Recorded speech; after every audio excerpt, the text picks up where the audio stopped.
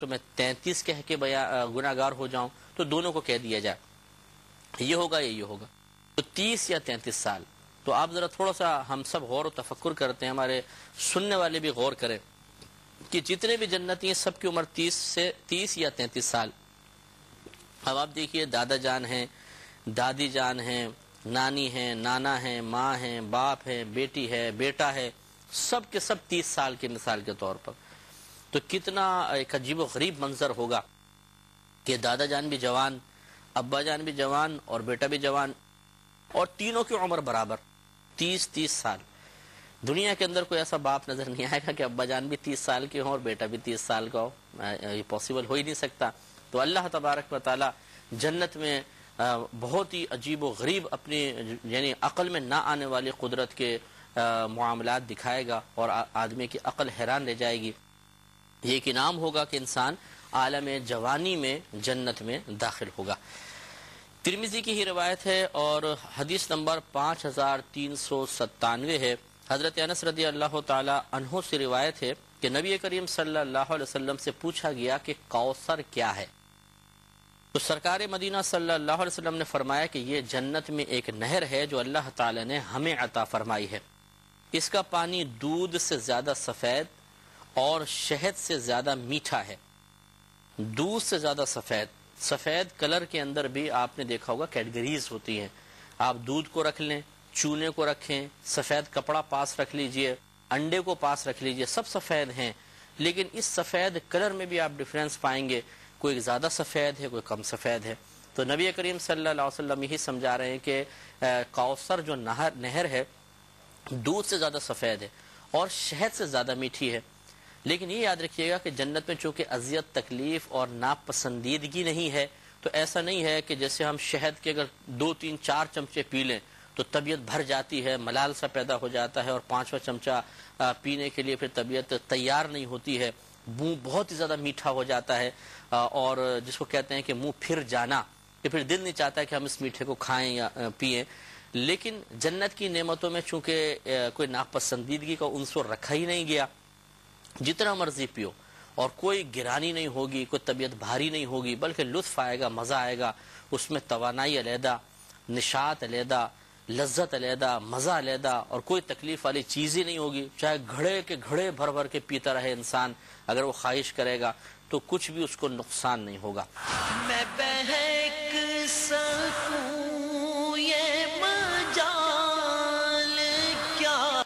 مجال کیا، میرا رہنما کوئی اور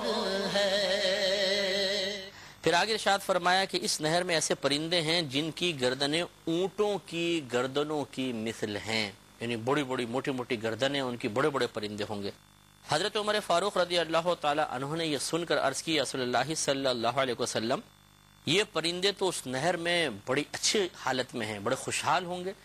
کہ جنت کے اندر ہیں، ایک اتنی عظیم نہر کے پاس ہیں۔ تو نبی کریم صلی اللہ علیہ وسلم نے فرمایا کہ ان کے کھانے والے ان سے زیادہ خوشحال ہوں گے۔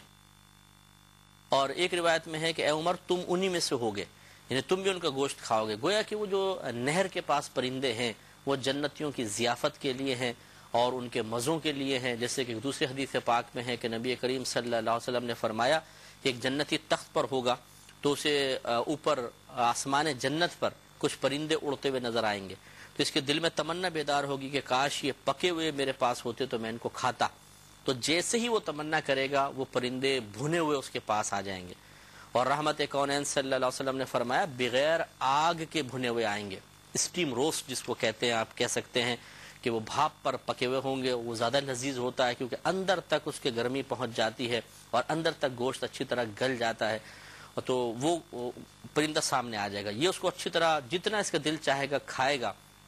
اور نبی کریم صلی اللہ علیہ وسلم نے خبر دی کہ جب وہ فارغ ہو جائے گا، اس کا دل بھر جائے گا، اشتہا پوری ہو جائے گی، خواہش پوری ہو جائے گی، تو پرندہ دوبارہ زندہ ہو کر اور پھر آسمان دنیا پر اڑنے لگ جائے گا، کیونکہ جنت کی نعمت میں کوئی فنا نہیں ہے۔ تو اس لیے ہم بھی دعا کرتے ہیں کہ اللہ تعالی ہمیں بھی جنت الفردوس میں اعلیٰ مقام عطا فرما، اور یہ جنت جو کوثر نہر ہے اس سے پانی پینے کی اور ان جنتی پرندوں سے ہمیں بھی گوشت کھانے کی توفیق عطا فرما۔ حضرت بريدہ رضی اللہ تعالی عنہ اگلی حدیث کے راوی ہیں، یہ بھی ترمذی کے حوالے سے حدیث کوٹ کی گئی ہے، 5398 نمبر حدیث ہے۔ یہ کہتے ہیں کہ ایک شخص نے نبی کریم صلی اللہ علیہ وسلم کی بارگاہ میں عرض کی، یا رسول اللہ صلی اللہ علیہ وسلم، کیا جنت میں گھوڑے ہوں گے؟ فرمایا اگر اللہ تعالیٰ تجھے جنت میں داخل کر دے گا تو تم چاہو گے، یعنی اگر تم خواہش بھی کرو گے تو تمہیں سرخ یاقوت کے گھوڑے پر سوار کر دیا جائے گا، وہ تمہیں اڑا کر اس جگہ لے جائے گا جہاں تم چاہو، تو اس طرح تمہارا شوق پورا کر دیا جائے گا۔ یعنی جب تم تمنا کرو گے ایک جنتی گھوڑا یاقوت کا بنا ہوا، سرخ رنگ کا، یاقوت مختلف کلرز کے ہوتے ہیں، سرخ یاقوت بہت قیمتی ہوتا ہے، تو اس طرح پتھر کا ایک عجیب و غریب گھوڑا آ جائے گا، جیسے آگے روایت بھی آئے گی، اس کے 2 بازو ہوں گے، تم اس پر بیٹھ جاؤ گے اور جہاں تمنا کرو گے وہ تمہیں اڑا کر لے جائے گا۔ جیسے مطلب جادو کی کوئی آپ نے کوئی ایسا معاملہ دیکھا ہو، کسی نے دکھایا ہو، یا کسی ڈرامے وغیرہ میں آپ نے دیکھ لیا ہو کہ گھوڑا ہے، اڑتا ہوا گھوڑا ہے، تو یہاں تو ایک تصوراتی اشیاء ہوتی ہیں، لیکن جنت میں یہ حقیقی شے ہوگی، اور وہ گھوڑا جہاں چاہے گا، وہ جنتی چاہے گا، گھوڑا اس کو اڑا کر لے جائے گا۔ اب جب سرکار مدینہ صلی اللہ علیہ وسلم نے فرمایا تو ایک شخص اور کھڑے ہو گئے، عرض یا رسول اللہ صلی اللہ علیہ وسلم، کیا جنت میں اونٹ ہوں گے؟ تو حضرت بریدہ رضی اللہ تعالیٰ عنہ فرماتے ہیں کہ اس شخص کو وہ جواب نہیں دیا گیا جو اس کے ساتھی کو دیا گیا تھا، بلکہ نبی کریم صلی اللہ علیہ وسلم نے فرمایا کہ اگر اللہ تعالیٰ نے تجھے جنت میں داخل کر دیا تو اس میں تمہارے لیے وہ سب کچھ ہوگا جو تم چاہو گے، اور وہ تمام چیزیں ہوں گی جس سے تمہاری آنکھیں لطف اندوز ہوں گی۔ تو یہ نبی کریم صلی اللہ علیہ وسلم کی بڑی حکمت ہے۔ ایک شخص نے پوچھا رسول اللہ کیا گھوڑا ہے؟ جواب دے دیا، بھائی ملے گا گھوڑا۔ دوسرے نے پوچھا رسول اللہ اونٹ ہے؟ اگر اسے فرما دیتے ہاں اونٹ ہے اور تمہیں اس پہ سوار کیا جائے گا، پھر کوئی شاید تیسرے اعرابی کھڑے ہوتے ہیں، رسول اللہ کیا بکریاں بھی ہوں گی؟ چوتھے کہتے ہیں کیا وہاں پہ فلاں جانور بھی ہوگا؟ اور نبی کریم اس طرح جواب دیتے رہتے۔ تو یہ ایک ایسا جواب نبی علیہ وسلم لکھے ہوئے لوگ دل میں جو کویسچنز بیدار ہو رہے ہوں گے، سوالات دل میں پیدا ہو رہے ہوں گے، سب کو ایک ساتھ جواب دے دیا کہ یہ ایک چیز کے بارے میں مت پوچھو، بلکہ جب تم جنت میں جاؤ گے تو جس چیز کی تمنا کرو گے اللہ تبارک و تعالیٰ تمہیں عطا فرما دے گا، اور ہر وہ چیز دے دے گا جس سے تمہاری آنکھیں لطف اندوز ہوں گی۔ اور یہ بڑی حکمت والا جواب ہے جو نبی کریم صلی اللہ علیہ وسلم نے عنایت فرمایا۔ اب جو حدیث پاک ہے یہ ترمذی بیہقی دونوں نے اس کو روایت کیا ہے، اور بڑی نفیس حدیث پاک ہے جس میں اس امت کے لیے نبی کریم صلی اللہ علیہ وسلم نے بڑی عظیم بشارت عطا فرمائی۔ حضرت بريدہ رضی اللہ تعالیٰ وہ ہی اس کے راوی ہیں، یہ کہتے ہیں کہ نبی کریم صلی اللہ علیہ وسلم نے ارشاد فرمایا کہ اہل جنت 120 صفیں ہوں گی، یعنی اہل جنت ہوں گے 120 صفوں کے اندر ہوں گے۔ اب ایک صف کتنی لمبی ہوگی اللہ ہی بہتر جانتا ہے، لیکن 120 صفیں،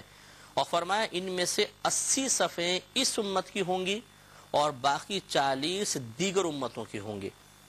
تو کل 120 صفیں، ان میں سے 80 صفیں الحمدللہ نبی کریم صلی اللہ علیہ وسلم کی امت کی ہوں گی، اور باقی 40 صفیں دیگر جتنے بھی لوگ ہم سے پہلے گزرے ان کی ہوں گی۔ اس سے معلوم یہ ہوا کہ ہماری امت یعنی نبی کریم صلی اللہ علیہ وسلم کی امت سب سے بڑی ہوگی، سب سے زیادہ جنتی اس امت میں ہوں گے۔ حالانکہ پیچھے تقریباً کم و بیش 1,24,000 انبیاء علیہ السلام تشریف لائے، لیکن ہم سب سے زیادہ ہوں گے۔ اللہ تبارک و تعالی ہمیں بھی ان جنتیوں میں شامل فرمائے اور بلا حساب و کتاب داخل جنت فرمائے، آمین۔ وآخر دعوانا ان الحمدللہ رب العالمین۔ میں بہک